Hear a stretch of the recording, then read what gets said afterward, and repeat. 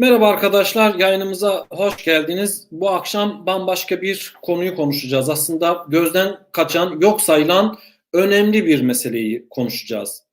İnsanın insana yaptığı kötülüğü gördük ve anlıyoruz. Fakat insanın diğer canlılara, diğer türlere yaptığı kötülüğü pek göremedik. Bugün insan halen diğer türlere, diğer canlılara, hayvanlara iradeleri dışında kötülük yapmaya devam ediyor. Aslında bir hayvan soykırımı yapılıyor. Bu sadece günümüze ait bir meseleden söz etmiyoruz. Ancak bugün yani gelinen çağda meseleye baktığımızda da savaşlarda halen hayvanlar kullanılıyor. Canlı bombaya dönüştürülmüş durumda. Dünyanın tamamında geçmişte bunlar vardı. Bugün de bazı bölgelerde var. Ancak özel olarak biz bu akşam Türkiye'yi konuşacağız. Son günlerde Türkiye yeniden ZAP, Metin'e ve Avaş'ın operasyonuyla, saldırısıyla gündeme geldi. Pek çok teknoloji bu savaşta kullanılıyor, insan gücü kullanılıyor, uluslararası destekler kullanılıyor. Akla gelebilecek insana zarar vermek için, doğaya zarar vermek için, karşıtlarına zarar vermek için elinden gelen her şeyi yapıyorlar. Bir şeyi gözden kaçırdık ya da görmek istemedik. O da hayvanlar. Bu savaşta artık hayvanlar da kullanılıyor. Zerdava adı verilen köpekler Güney Kürdistan'da, Metina'da, Zapta ve Avaş'ında canlı bomba olarak kullanılıyor. İlk bundan birkaç gün önce bu haber geldiğinde ve bu haberi duyduğumuzda inanamadık. Köpekleri bugüne kadar canlı depremlerde e, dolayısıyla bir hayat kurtarırken kullanıldığını gördük. Narkotikte gördük. E, daha çok da, uygun amaçlara yönelik eğitilmiş köpekleri gördük. Savaşlarda tabii köpekler kullanıldı. Sadece köpekler kullanılmadı. Atlar kullanıldı, filler kullanıldı, domuzlar kullanıldı, yarasalar kullanıldı. Liste çok uzun. Bu kötülük yapıldı ne yazık ki. Ama bugün gelindiğimizde galiba bu artık sadece bilmiyorum yani savaşın kendisi kötüdür. Ama bu sadece galiba artık Türkiye'ye ait bir mesele. Detaylı daha fazlası var. Sözü fazla uzatmak istemiyorum. Yanis Valisin Yaylalı bizimle birlikte. Pek çok arkadaşımız bilir. Eski asker. Sonrasında insan hakları savunucusu, aktivist, yazar. Pek çok aktiviteleri var. E, Yanis arkadaşın. Yanis arkadaş merhaba. Yayınımıza hoş geldiniz. Merhabalar, hoş bulduk. İşin doğrusu nereden başlayacağımı bilmiyorum. Çünkü bu haber ilk geldiğinde ve haberin detaylarına baktığımızda biraz içerisine düştüğümüzde dehşete düştük. Yani dünya tarihi böyle bir zulüm görmemiş mi? Böyle bir hadise görmemiş mi? Fazlasıyla görmüş. Ama yıl 2021'den söz ediyoruz. Yani savaşlarda Türkiye'den söz ediyorum. Elinden gelen bütün imkan ve olanakları kullanıyor. Teknolojiyi kullanıyor. İnsan gücünü kullanıyor. Uluslararası desteği kullanıyor. Vesaire vesaire. Devlet olmanın, NATO'nun gücünü kullanıyor. Fakat hayvanları, köpekleri savaşta canlı bomba yaptığı, sıcak savaşın içine sürdüğünü de ben işin doğrusu bu son haberle birlikte duydum ki biraz haberle kurcaladığımızda 2006 yılından şimdiye kadar meğerse hazırlık yapılıyormuş. Devamını senden dinleyelim. Evet, evet. Bu hayvanların operasyonlarda, Türkiye'de köpeklerin operasyonlarda kullanılma tarihi ne zaman başladı, ne zaman yeni bir durum mu, eskiden de var mıydı? Bir buradan Yok yok. başlayalım. Yani Cumhuriyet tarihi boyunca köpekler savaşlarda kullanıldı. Şey yenidir. Yani bu yerli milli şeyi var ya, yaklaşım var ya, bunu her tarafta oturtmaya çalışıyorlar herhalde. Yani sözde yerli ve milli diyelim. Bu anlamıyla ilk defa işte Karadeniz'de Trabzon'a ait işte Zerdave köpeğinin av köpeği ve çoban köpeği bu aslında.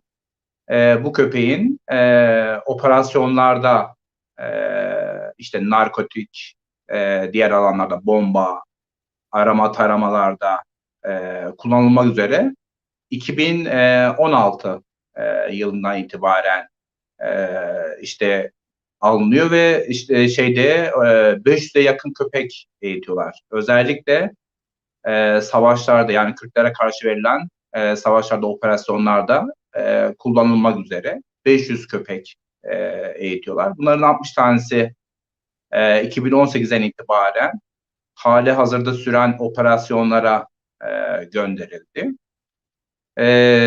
Yani şeyi söylemek lazım, bunu söylemek lazım ama eskiden de ben mesela 90'lı yıllarda işte biliyorsunuz ki şeydeydim, Kürdistan'daydım, Kürt illerinde savaştım. Yani asker olarak bulundum. Yani o dönemlerde de köpekler yine arama tarama faaliyetlerinde bulunurdu. Çünkü koku alma duyuları çok hassas olduğu için işte mayın bulma, yani o araziye döşenmiş mayınların bulunması, yön bulma gibi birçok alanda kullanılıyordu. Köpekler 90'lı yıllarda da kullanılıyordu ama ben mesela 90'lı yıllarda yani hiç duymadım canlı bomba olarak kullanıldığını köpekler. Yani bu ilk defa Türkiye için söylüyorum. İlk defa bu Rojava'da aslında IŞİD'liler işte artık baş edemiyorlardı YPG'li savaşçılarla. Köpeklere üzerine bomba bağlayıp o bombaları gönderiyorlardı karşı işte artık araçlar üzerine araç mı geliriyorsa işte mevzilere mi ya da şeylere mi. O şekilde o köpekleri patlatırlardı. Yani bizim şeyimizde Türkiye'de ilk defa gündemimizde aslında Rojava da IŞİD ve YPG savaşçıların savaşı esnasında yaptığı gündemimize ilk defa çıktı. Şimdi çünkü biz şeyi biliyoruz yani IŞİD'in aslında çok büyük oranda Türkiye devleti tarafından kullandığını biliyoruz. MİT tarafından yönlendirildiklerini biliyoruz. Büyük ihtimalle o köpeği canlı bomba haline getirilmesi de yine MİT kaynaklı bir çalışmanın ürünü diye ben düşünüyorum. Şeyde de aslında çok şey gibi gözükse de bu Zapa, Metina ve Avaşin bölgelerine geçmişte çok kez operasyonlar düzenlendi. Ama yani bu zamana kadar 13'ün üzerinde herhalde bu zamana kadar biz başarılı olan bir operasyon duymadık. Şimdi özel olarak tabii Metina, Zap ve Avaşin'a düzenlenen son operasyon saldırıyı size soracağım. Yorumlarınızı da işin doğrusu merak ediyorum. Fakat bu Zerdeva köpekleriyle ilgili ilginç de notlar var. Yani son Metina'da, Zap'ta ve Avaşin'de kullanma biçimlerine bakıldığında şöyle yapıyorlar. Yani bombayı bağlayıp gönderiyor. Şimdi gönderiyor ama köpek bunu nasıl yapıyor? Bunun yanıtı da eğitimlerde. Yani Evet. İkinci Dünya Savaşı'nda da Sovyetler tarafından eğitilen köpekler nasıl ki Alman tankların üzerine sürülüyorduysa zaten Pavlov'un kendisi evet, eğitiyor köpekleri. 100 tane köpek. Anadolu Ajansı'nın geçtiği haberlerde bu Zerdeva köpekleriyle ilgili aynen şu ifade kullanılıyor. Deniliyor ki tırnak içerisinde sınır ötesi operasyonlarda terörle mücadeleye TSK'ya büyük destek diye evet.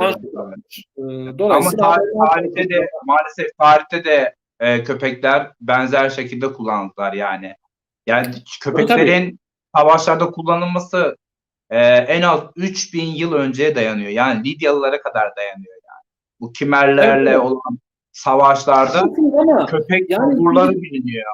Yani köpek taburları biliniyor. Yani maalesef şeyde de yani birçok güç bunu kullanmış ama ilk defa canlı bomba olarak Pavlov'un deneylerinden de yararlanarak, kendisinden de yararlanarak Nazi Almanyası'na karşı maalesef ki Sovyetler Birliği böyle bir şey gerçekleştirmiştir. Birliği kurmuştur yani. Köpek birliği kurmuştur yani. Özellikle canlı bomba birliği kurmuştur. Yani bu anlamıyla geçmişten günümüze kadar maalesef ki Sovyetler de içinde dahildir. şeyler kullanılmıştır. Yani köpekler savaşlarda kullanılmıştır ama yani günümüze kadar da biz şimdi diyeceğiz tabii ki 2021'deyiz. Hala böyle şeyler böyle bir şey yapılıyor ve yani hayvan haklarının geldiği noktada ama dünya maalesef hep çifte standartlarla dolu. Yani Şimdi geçmiş. yani şöyle bir şey var. Özür diliyorum. Belki onu da biraz aşmanı rica edeceğim. Bu eğitimler en çok da Bursa'da yapılıyor ve köpek üretim ve eğitim tabur komutanlığı olarak geçiyor resmi Evet, adı. evet. Burada 12 ayrı cins köpek ırktan yani köpek eğitiliyor.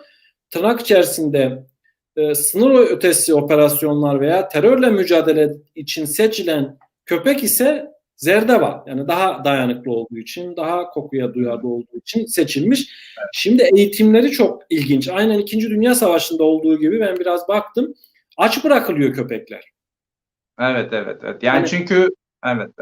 O şartlandırılması Bunu biraz gerekiyor. açar Yani mısınız? evet.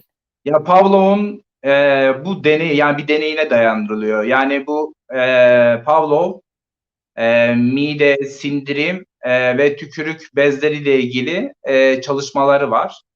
Ya bu tükürük bezleriyle ilgili köpeklerde yaptığı çalışma şeyi fark ediyor. Yani köpeklerin işte yemeği et verildiğinde işte o tükürük salgısının algısıyla daha şey yapmadan et getirilmeden yani hayvana et verilmeden eti getiren kişiyi de gördüğünde aynı salgıyı ürettiği ortaya çıkıyor. Daha sonra bunu zil deneyiyle yapmaya başlıyor. Yani hiç orta et yok ama işte şartlandırıldığı için bu zil her basıldığında köpek aynı salgılamayı yapıyor. Yani bu deneyden yola çıkılarak Pavlov'un da kendisi aslında Sovyetler Birliği'nde yapıyor bunu. Yani köpekler çok uzun süre aç bırakılıyorlar. Ardından işte bir kere sahaya çıkartıyorlar. Yine bir şey bulamıyor köpekler. Yine aç geliyorlar. Ondan sonra tanklar getiriliyor. Tankların altına etler konuyor. Ve köpekler o kadar açlar ki o şartla koşulla beraber direkt tankın altına gidip o etleri yiyorlar ve artık tankı gördüklerinde yiyeceğe şartlanıyorlar. Yani bu şekilde aç bırakılıyorlar. Daha sonra da işte birçok Alman tankının altına bu şekilde salınıyorlar ve köpekler tankın altına girdiğinde de uzaktan kumandalarda ya da çeşitli materyallerde köpekler patlatılarak o tanklar havaya uçuruluyor yani. Öyle yüzlerce köpeğin Kırgızistan'da Metin gidiyor. Azap ve benzerlerinde birkaç görüntü var aslında. Bu köpek çok sayıda köpek götürmüşler. Bu arada bizi izleyen arkadaşlarımızla bu bilgiyi paylaşalım. Bu defa diğer operasyonlardan farklı olarak çok sayıda köpek operasyon bölgesine götürmüşler. Birkaç örnek de var. Savaş için kazılmış yeraltı mevzilerine bomba veya kamera takılarak istihbarat amaçlı da kullanılıyor. Bu köpekler mağaralara konuluyor veya tünellere konuluyor veya doğrudan köpekler bırakıldığında kayaların, taşların altına konuluyor. Bursa'da yapılan eğitimlere baktığımız zaman görecektir ki arkadaşlarımız, izleyicilerimiz burada da benzer türde eğitimler veriliyor. Yani hangi koşulda kullanmak istiyorsanız ona uygun eğitimler veriliyor köpeklere. Evet, dolayısıyla açla bırakıldığı zaman onun göstereceği refleks burada yiyecek var. Direkt doğrudan oraya. Evet. O şartlandırmayı yapıyorlar ve köpekleri oralarda ya patlatıyorlar ya dediğiniz gibi işte kendileri için canlı bir kameraya çevirebiliyorlar ya da işte diğer anlamda kendileri yine mayınlardan korumak için de kullanılıyor. Yani birçok anlamıyla bedeli hayvanlara ödetiyorlar. Canlılara ödetiyorlar. Bu iradesi dışında savaşa sürülenlere. Ama geçmişte de biz onu hep şöyle söylerdik. Yani tabii ki korucular daha önde gider derdik ama Yani askerlerin önünde hep köpekler giderdi. Yani ilk önce tabii ki o mayınlara karşı hassas duyularından kaynaklı seçilirdi ama yine de ölecekse önde köpekler ölsün denirdi yani. Yani bu Evet. anlamıyla da köpekler bizim yani askerlerin önünde yürütülür. Yani birçok nedenden dolayı. Ya günümüze kadar maalesef bu aşılamadı. Yani zaten bizde aşılması çok zor. Yani ben dünya ölçeğinde en azından keşke yani bu anlamıyla hayvan hakları mücadelesinde bir gelişme seyri olmuş olsaydı ve artık savaşlarda köpekler kullanılmasaydı. Ama Türkiye'ye has bir durum değil bu. Yani Türkiye bunu çok kirli Doğru, şekilde bu kullanacak. doğru. Çünkü Bu doğru çünkü ama galiba mesela İHA'lar, silahlı İHA'lar Amerika ya da başka bir yerde kullanıldığında mesela müthiş bir kamuoyu baskısıyla mesela silahlı Heronların, İHA'ların kullanılmasında bir sınırlandırma bir şeye götürüldü. Yani böyle biraz daha bir otosansür uygulanması başlandı ama bizde hiçbir şeyin ölçüsü yok. Yani şey yapamıyoruz, kamuoyu baskısı oluşturamıyoruz bu şeyleri kullanan güçler karşısında. Yani o her şeyin en kötüsünü uygulamaya çalışıyor devlet. Yani köpeği eğer böyle biraz kullanacaksa da en kötü şekilde, biraz silahları da galiba şu kullanacaksa, var Heronları değil mi? kullanacaksa en denetimsiz şekilde Evet. maalesef kullanabiliyor. Biraz da galiba şu var artık yani Türkiye'de Kürtlere karşı savaş yürütülüyorsa ve söz konusu Kürtlerse her yol mübah gibi görülüyor. Her Ya her yol şeyi kabul ediliyor. evet evet her şeyi mübah. Her şeyin de ikinci şey davranılıyor. Yani ne de yani ikircilikli davranılıyor. Çifte standartlı davranılıyor. Mesela ormanları yakılırsa yani Bursa'da bir orman yakılsa dünyaları koparıyor mesela çoğu hak savunucusu. Ama bu orman Kürdistan'a aitse tabii ki yine bir duyarlılık var ama olması gerektiğini çok çok altında olduğunu ve çoğu kurumların şoven hislerinin bunu bastırdığını görüyoruz. Yani mesela hayvanlar Kürdistan'a aitse, ormanlar Kürdistan'a aitse, su Kürdistan'a aitse çok büyük, vicdanları çok büyük bir çifte standart uygulanıyor maalesef.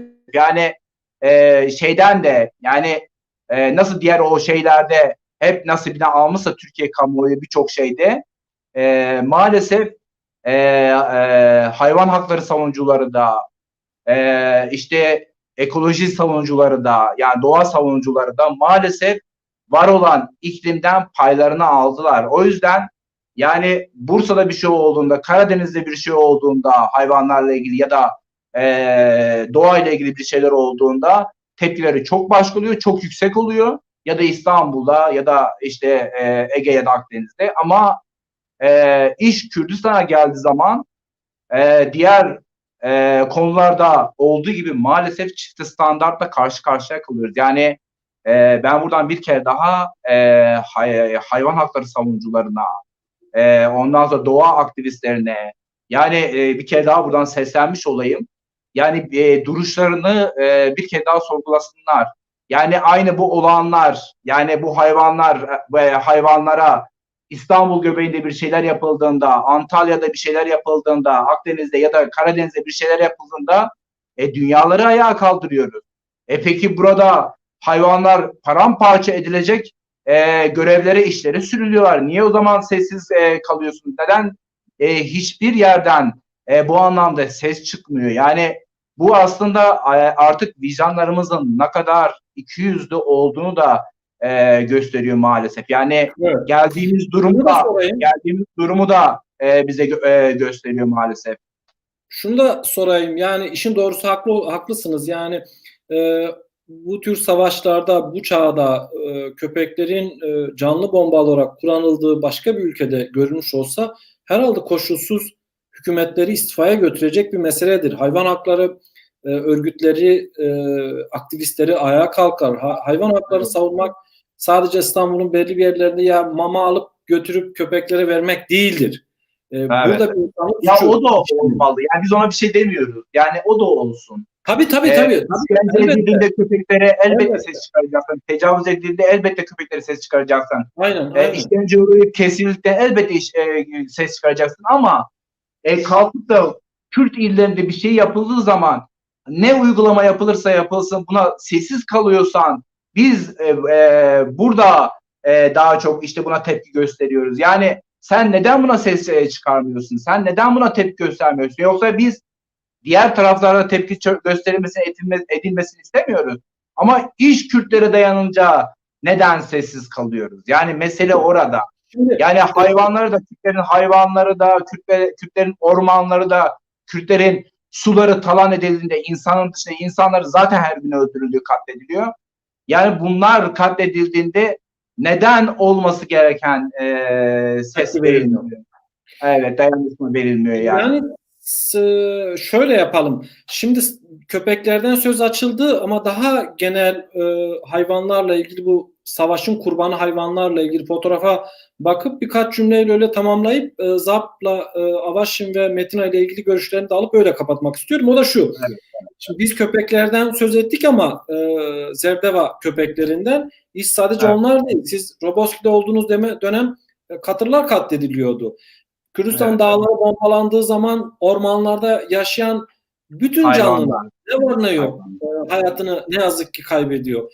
Bunun hesabı tutulmamış. Burayı biraz açar mısın? Ya elbette. Yani şimdi şey de söyleyelim. Şimdi yani komple sessiz kaldılar demeyelim. Çünkü Roboski'nin zaten Roboski katliamı olduğunda orada katırlarla insanlar zaten birbirine karışmışlardı. Paramparça olmuşlardı.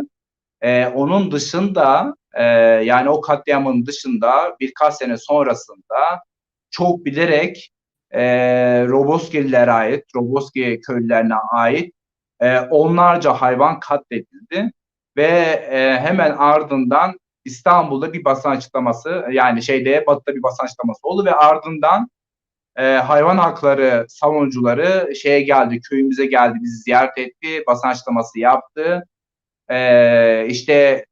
Mülki amirlerle ama tabii yani belki biraz Roboski o dönem popülerdi. Onun da etkisi de olmuş olabilir.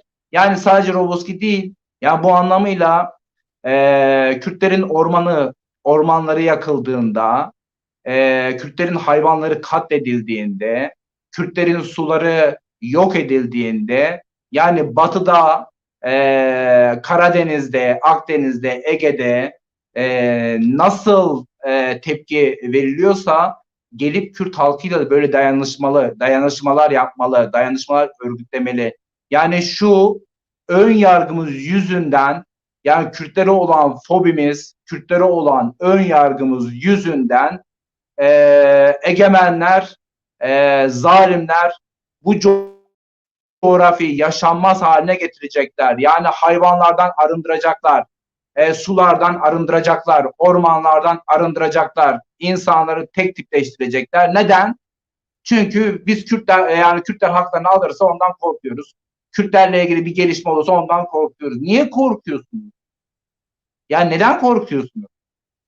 Yani sen dilini rahatlıkla konuşabiliyorsun, sen tarihini rahatlıkla öğrenebiliyorsun, sen diğer her şeyin, sana ait, kimine ait her şeyin garanti alınmış. Neden Kürt halkının bu anlamıyla kimliğine ait, diline ait değerlerinin kurumlaşmasından bu kadar korkuyorsun? Yani senin önüne bu korkular getirilerek Türkiye'yi cehenneme çeviriyor iktidar şu an. Yani bu yüzden buradan bir kere daha sesleniyorum. Yani korkularınızı aşın. Korkularınızı aşın ve bugün işte Zapa, Metina'ya, Avaşin'de operasyonlara öldürülmek için götürülen hayvanlar için sesinizi çıkartın. Yani milli olmuş, yerli olmuş, yerli olmasın, milli olmasın. Yani ne olursa olsun. Yani hayvanlar bilerek, isteyerek oralarda öldürülmeye götürülüyor ve biz bunun aynısını bizim gözümüzün önünde İstanbul'da yapılsa biz neler düşünürdük ve nasıl tepki verirdik? Ya da Batı'da yapılsa ne tepki verirdik? Yani siz hatırlattınız. Vicdanınıza bir sorgulayın lütfen yani. Evet. İyi ki hatırlattınız. Zerdava köpekleri için de medyada, hükümet yanlısı medyada çıkan haberler Yerli ve milli. Ne yazık ki. Evet. Evet, yerli ve milli ifadesi Ya kullanılıyor. Şimdi zaten bu Numan'ın büyük kodlama oldu artık yani. Yerli ve milli kodlama oldu. Yerli ve milli bir evet, şey varsa mutlaka bu Türkiye'nin, bu coğrafyanın zararına bir şeydir. Yani eğer öyle bir şey söyleniyorsa, birileri de artık şunu söylüyorsa, yerli ve milli, yerli ve milli diyorsa orada mutlaka bu coğrafyanın aleyhine gelecek bir şeyler vardır yani. evet, Bunun ardına saklıyorlar her şeylerini. Bunun ardına saklıyorlar tüm pisliklerini. Ve hayvanlarda, ormanlarda, sularda her şeyi de bunun altına saklanılarak yapılıyor. Yani buyurun peki işte şimdi İkizdere'ye bakın yani. İkizdere de benzeri aynen, saldırı aynen, altında. aynen. Ve Rize. işte şimdi yasaklar gelecek bir yer. O yasaklarda da İkizdere'yi yok etmek için hükümeti arkasına almış, askeri jandarmayı arkasına almış olan devlet orayı yerle bir edecek yani. Evet. Yani Şimdi sadece coğrafyasının bir bölümü değil, her tarafına savaş açmış durumda yani rant için. Zarp, Avaşin ve Metina'ya gelelim. Şimdi biraz bir kısa özet bilgi geçtikten sonra sözü izninizle size bırakayım. Bizi izleyen arkadaşlarımız için de bir bilgi olsun. Bu 23 Nisan'ı 24 Nisan'a bağlayan gece Ermeni soykırımına denk getirildi. İlginç bir şekilde. E, Saldırı ve operasyon halen devam ediyor. Çok şiddetli çatışmalar yaşanıyor ve can kayıpları yaşanıyor bu alanlarda. Bu alanlar Sayın Tabiyaylar da açıklayacaktır. Çok sayıda da sivil yerleşim yerleri bulunuyor. Yani köylüler bulunuyor buralarda. Burada yaşanan savaş, burada atılan tonlarca bomba, patlayan silahlar, patlayan bombaların sesini belki İstanbul'dan duymuyoruz, Edirne'den duymuyoruz, Ankara, İzmir'den duymuyoruz. Ama orada insanlar ölüyor. Konuştuğumuz bu saatlerde belki orada insanlar ölüyor. Türkiye bu savaş üzerinden aslında zapturapt altına alınıyor. Bu savaş üzerinden yoksullaştırılıyor. Bu savaş üzerinden açlığa mahkum ediliyor, zulüme mahkum ediliyor vesaire. Yani listeyi uzatabiliriz. Şimdi köpekler meselesiyle de ilgili şunu söyleyeyim. Öyle sözü Sayın Yaylar'ya bırakayım. Ne olursa olsun bu üzerinden atlayabileceğimiz bir haber değil. İnsanlığın öldüğü ve bitirildiği bir yerdir. İtiraz noktası da tam da burada olması gerekiyor. Dili olmayan, savunmasız, kendi iradesi dışında bu bir başkaları insanlar karar veriyor. Bunlar savaşa sürülüyor bu hayvanlar. Canlı bomba olarak kullanılıyor ve paramparça ediliyor. Aç bırakılarak bu yapılıyor bu hayvanlar. Bunun ciddiye alınması gerekiyor. Bu yayını, bu haberi kimin elinden ne geliyorsa yayın, herkes duysun. Bu bir insanlık suçu. Zarp, Metina ve Avaşin'e geleyim. Bu yeni bir durum değil. Siz az önce kendi konuşmanız içerisinde söylediniz ama son 4-5 dakikamız şu böyle kapatalım. Nereden çıktı bu operasyon? Neden böyle bir operasyon? Neden böyle saldırı yaptılar? Bunun temel amacı nedir? Ya bu saldırının bence iki yönü var. Yani iki temel amacı var. Yani bir tanesi zaten yani 100 yıllık bu coğrafyanın Türkleştirilmesi politikası çerçevesinde yapılan bir saldırı. Yani tüm Hristiyan halklardan kurtarıldı. Şimdi ise sıra Kürtlere geldi. Yani tam 100 yıldır uzun erimli Kürtlere karşı soykırım politikaların bir parçası bu saldırı. Bunu net söylemek lazım. İkinci amacıysa tam da böyle 24 Nisan'a denk getirilmesi. Yani 23'ünde telefon görüşmeleri yapıldı Amerika'yla ve 24'üne getirilmesi. Yani kamuoyunu bu anlamıyla manipüle etmek içindir. Yani eğer buna Amerika onay vermemişse bu saldırıya, bu operasyona, bu savaşa, bu soykırım operasyonuna, savaşına tamamen işte o şeyin etkisini azaltmak, yani Amerika'nın o soykırım tanımasının etkisini azaltmak amacıyla aynı zamanda işte Türkiye Batı kısmını bu saldırı operasyonla manipüle amacını taşıyor. Tabii birinci temel nedeni o 100 yıllık soykırım tamamlamak. 100 yıldır işte kanla, katliamla, soykırımla topraksız olan bir halk buradaki toprakları ele geçirdi. Şimdi buranın en kadim halklarından, yani diğer kadim halkları zaten yok ettiler. Bizi kelaynak kuşu kadar, yani birkaç bin insan kaldık sadece orada. Ama işte geriye kalan Kürt halkını da yok edip komple kanla, katliamla, soykırımla orayı Türk yurdu haline getirmek. Asıl amaç, asıl amaç o. Gerisi hepsi arada, işte bazen gündem değiştirme, bazen iktidarda kalma, bazen başka şeyler. Bunlar ama temel neden bu. Bu Dünyaya anlamda da amaç, dünyaya amaç hiç bu değişmiyor. anlamda da bu anlamda da hem batıdaki muhalif güçlere, işte Kürtlerle dayanışmalarını büyütmelerini çağırıyorum. Çünkü bu sıradan bir operasyon değil. Bunu söyleyeyim. Gara ile beraber ve Gara öncesinde de başlayan sıradan operasyonlar değil. Yani tamamen Kürtlere de falan, öyle PKK ile değil sadece. Bunun asıl amacı komple Kürtlere soykırımı dayatmaktır. Diğer halklara dayattılar ve bitirdiler. Geride kalanlar da hala uğraşıyorlar. Bu anlamıyla Batı Kürtlere karşı şu an ortaya konulmuş bu soykırım politikalarına karşı daha duyarlı olmak zorunda. Eğer Kürtler giderse tüm tepkiler, tüm yoğunlaşma Batı'da kendi üzerlerine yoğunlaşacak. Bu devletler için de geçerli. Ben Yunanistan'da kalıyorum. Yunanistan'da artık bir ulusal politika oluşturmak zorunda Türkiye üzerine ve Kürtler üzerine bir ulusal politika oluşturmak zorunda. Yani hala Yunanistan Kürtlere karşı sadece pragmatist, yararlanmacı yaklaşıyor. Evet. İşte bakın, yani 100 yıl geçmiş, 100 yıl sonra bile Ayasofya bir kere daha esir alındı. Ayasofya bir kere daha köleleştirildi. Yani bugün Kürtler giderse, bugün Kürtler yok edilirse, aradan Kürtler de çıkartılırsa nereye yönelecekler zannediyorsunuz? Bu Libya'ya gönderdiği eşkıyaları, Karabağ'a gönderdiği eşkıyalarını nereye göndereceğini zannediyorsunuz? Batı Trakya'ya gönderecek, Kıbrıs'a gönderecek. Yine etraftaki tamamı devletlere, topraklarını devletlere gönderecekler yani. O yüzden Yunanistan, yani bölge devletleri olarak Ermenistan, yani bu anlamda çok daha duyarlı olmalılar ve ortak mücadele hattı, yani Türk sömürgeci, inkarcı, soykırımcı sistemine karşı pragmatist değil, uzun vadeye dayanan ortak bir dayanışma hattı oluşturmak zorundalar. Yani Peki, bunu şunu da, sağladılar. Evet, dinliyorum. şunu da sorayım, öyle kapatalım. Şimdi Evet. bunun başarı şansı var mı askeri olarak? İki, daha önce biliyorsun 2018 yılında başladı.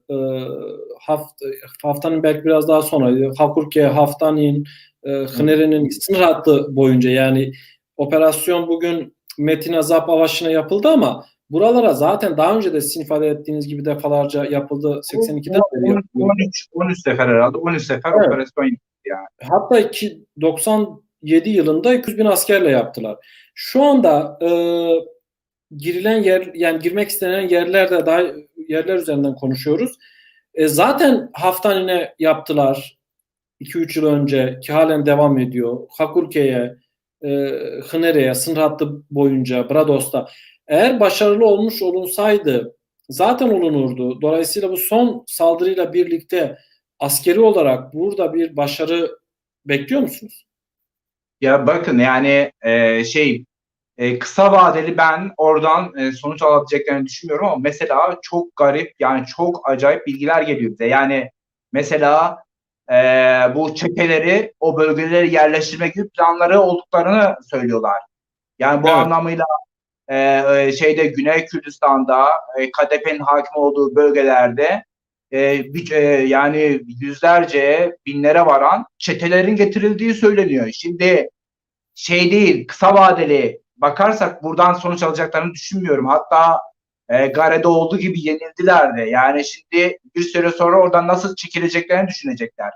Fakat işte o Suriye'de birçok alanda yaptıklarını, o geçmişte Esad'ın yaptığını, o Arap kemendi vardı ya, Evet, ona benzer bir şeyi Amerika'nın da oluruyla Güney Kürdistan ve diğer bölge devletleri, yani İran, Irak da oluruyla böyle bir şeye gidilirse ve böyle bir şeyi onlar kabul ederlerse, o zaman işte bir soykırımla karşı karşıya kalınabileceğini söylüyorum. Elbette ki buna karşı Özgürlük Hareketi sessiz kalmayacaktır. Gereken tepki verecektir ama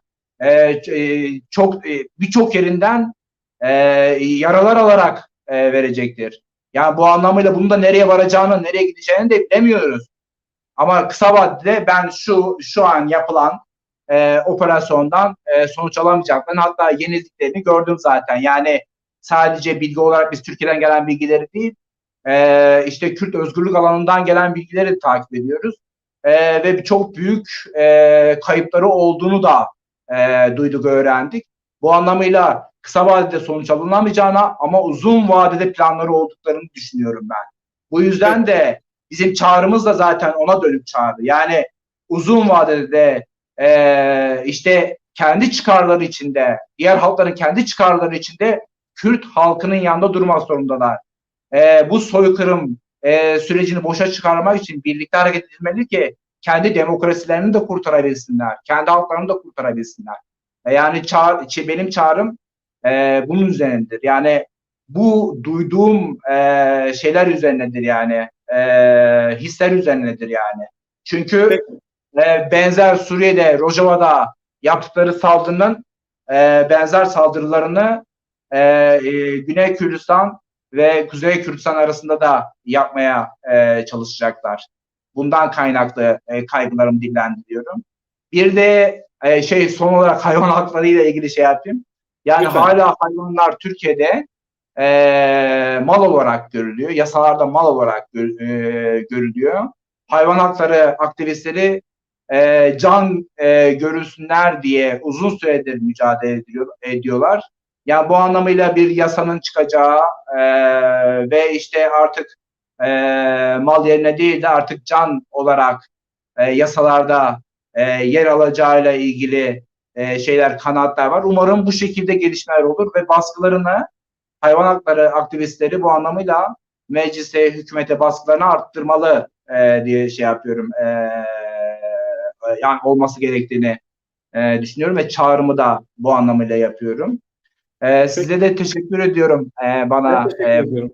bu fırsatı. Asıl ben teşekkür ediyorum. Zaman ayırıp yayınımıza katıldınız. Umarım bundan sonra sık sık birlikte oluruz. Çok teşekkür ediyorum.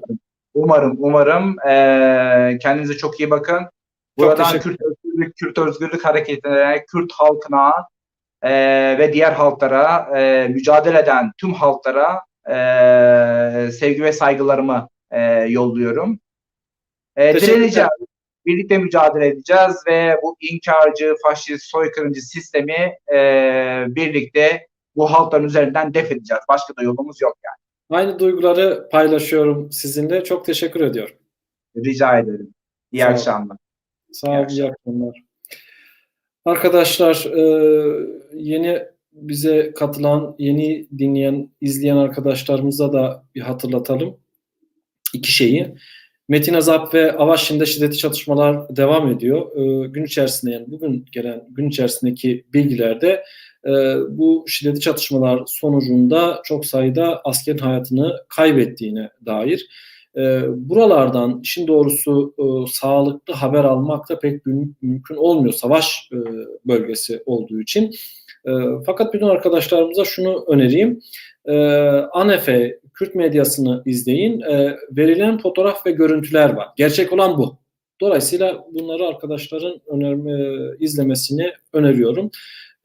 İki kaynaktan tabii bilgiler geliyor. Yani TSK kaynaklarından bilgiler geliyor. HPK BİM kaynaklarından bilgiler geliyor ve yerel kaynaklardan bilgiler geliyor. Çatışmaların yoğun olduğu yerlerde de işin doğrusu ne yazık ki sağlıklı bilgi almak ya da çok hızlı bilgi almak kolay olmuyor. Ama şunu rahatlıkla söyleyebiliriz ki bölgedeki savaşın inisiyatifi gerillaların elinde. Gelen bütün veriler bunu gösteriyor. Dolayısıyla biraz kuzey gibi, yani iç içe çatışmalı bir durum. Bütün gücünü kullanarak bu savaş halen devam ediyor. Tabii bununla birlikte bu hayvanların, köpeklerin savaşta kullanılma meselesini yaygınlaştırmamız gerekiyor. Sosyal medya üzerinden mümkün olduğu kadar bütün dünyaya işlenen bu insanlık suçunu herkese anlatmamız gerekiyor. Bu son derece önemli. Hayvan hakları örgütlerine, çevre örgütlerine, ekolojiyle ilgili örgütlere vesaire, siyasetçilere, medyaya, sivil toplum örgütlerine bütün bunu ulaştırmamız gerekiyor. Artık öyle bir çağda, öyle bir dönemde yaşıyoruz ki elinizde bir telefon varsa siz gazetecisiniz, siz bir yayın organının sahibisiniz. Sizin televizyonunuz var demektir, sizin radyonuz var demektir, sizin internet siteniz var demektir. O zaman bizim bu gücü doğru kullanmamız gerekiyor. Yani düşünün ki 2000 insanın elinde 2000 tane telefon, şu anda 700-800 kişi arkadaş yayını izliyor. 700-800 telefon. Yani sadece buradaki arkadaşlar harekete geçse bile bu soykırımı, yani hayvanlara yönelik yapılan bu soykırımı dünyanın neredeyse önemli bir kısmına ulaştırmak pekala mümkündür. Veda ediyoruz. Yeniden görüşünceye dek hoşça kalın.